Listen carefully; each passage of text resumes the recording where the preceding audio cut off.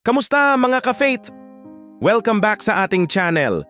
Ngayon pag-uusapan natin ang isang kwento na parang teleserye, may drama, may suspense, at may super powerful na heroine.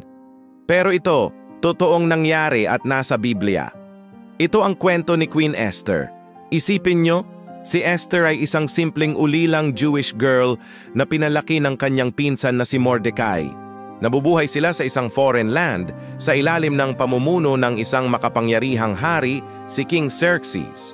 Paano napunta sa palasyo ang isang ordinaryong dalaga? Well, naghanap ng bagong reyna ang hari.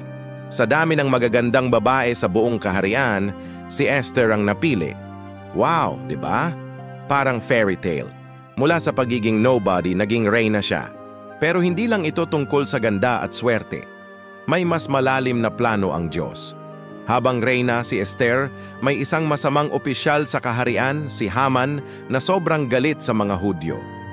Gumawa siya ng paraan para utusan ng hari na puksain ang lahat ng Hudyo sa buong kaharian, kabilang na si Esther at ang kanyang pamilya. Grabe ang takot at panganib na dala nito. Dito na pumapasok ang iconic line mula sa pinsan ni Esther na si Mordecai.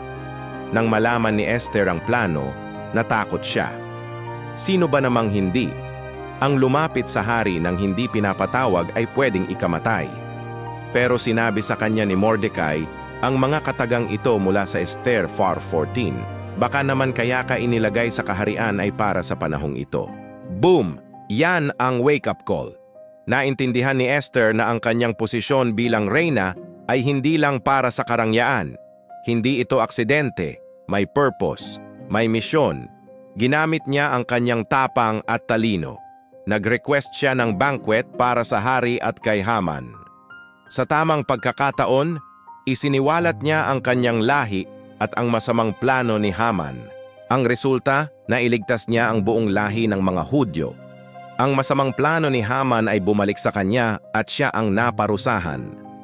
Ano ang aral para sa atin ngayon? Simple lang.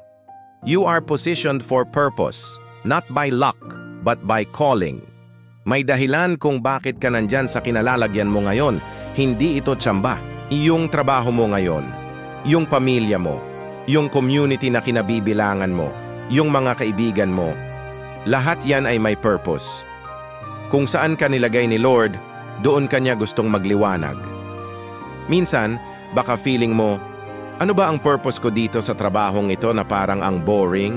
O paano ako magiging blessing sa pamilya ko na ang gulo? Tandaan mo si Esther, isang ordinaryong babae na inilagay sa ekstraordinaryong posisyon para sa isang ekstraordinaryong misyon. Ikaw, ano ang kaharian mo ngayon? Baka yan ang opisina mo kung saan kailangan mong maging boses ng katotohanan.